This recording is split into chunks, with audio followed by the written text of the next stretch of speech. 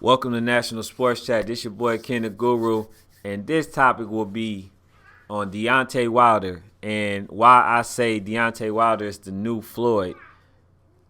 A lot of people hate Deontay Wilder for whatever reason. I don't know. He knocking their favorite fighter out, but you can't say he's a bad man. He's a person that I've seen, take his time to speak with other platforms, which I have heard. He's a person that shows love. He has a daughter with a disability. He gave Luis Ortiz a fight, 2 fights, just for that reason, and because nobody else wants to fight him. Like, how could you not like this individual outside of it probably being racial? I don't know. But a lot of people say he ain't got no technique. Man, he got the equalizer, man. He got that one punch knockout, man. He got the Superman. So everybody knows that he fights, and a lot of times he may lose some of the rounds, but I had him winning maybe the first 3 rounds when he fought Tyson Fury.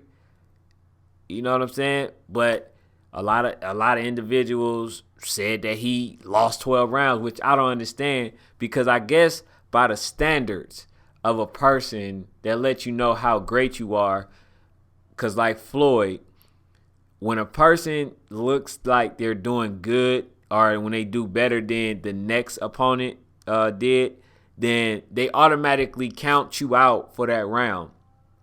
A lot of times they wasn't even counting Deontay Wilder body punches. They wasn't counting any of that. They just, he didn't get knocked out that round. Oh, he won. Tyson Fury won that match. You know what I'm saying? Dominic Breazeale. People had Dominic Breazeale winning. And then here's the thing. Here's how I know that it's just pure hate for Deontay Wilder.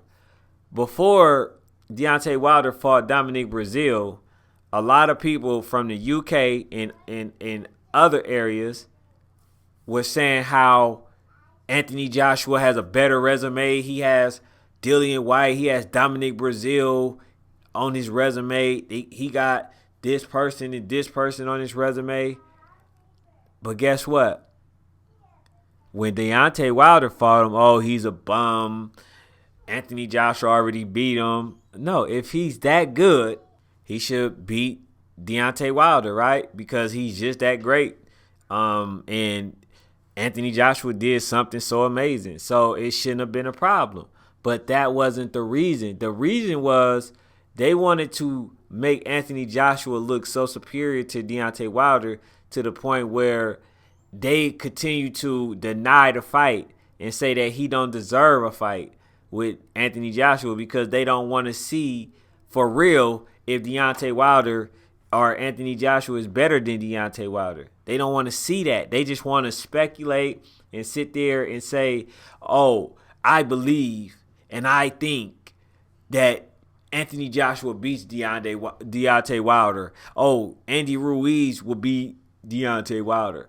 They want to say it, but they don't want to actually see it, which I don't understand. They call them man fans, people who just want to talk about sports or the fights, but don't want to actually see the fight because they don't want to face the fact that this person might actually beat the fighter that they claiming is better. They don't want to go through that. So, you call them man fans. But Deontay Wilder has done a lot. He talked to people. He like I say, he talked to small platforms. He talked to big platforms. He talked to medium platforms. How could you not like a person who gives time and who shows you every day that he's just a human person? He's a loving, caring individual. You know what I'm saying? He does his job in the ring. You guys claim that Floyd MayWeather was a boring fighter because he was one of the best technical fighters ever in the history. Hit and don't get hit.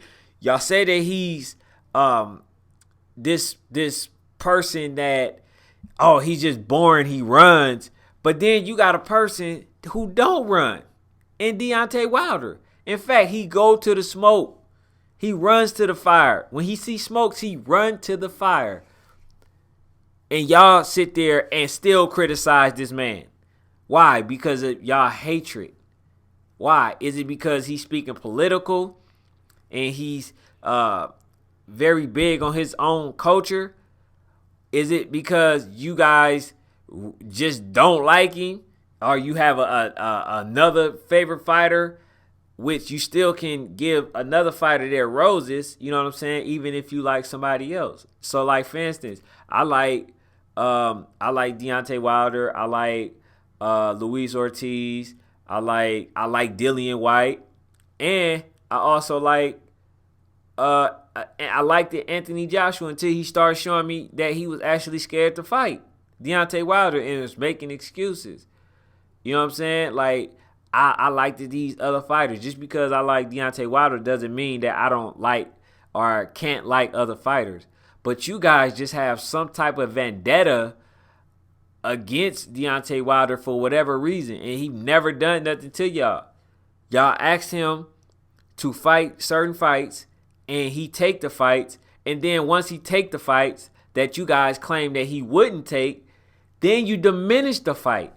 So that speaks to a lot of people mental, where they at in a state of mind, because you cannot sit there and bash somebody for doing exactly what you asked them to do.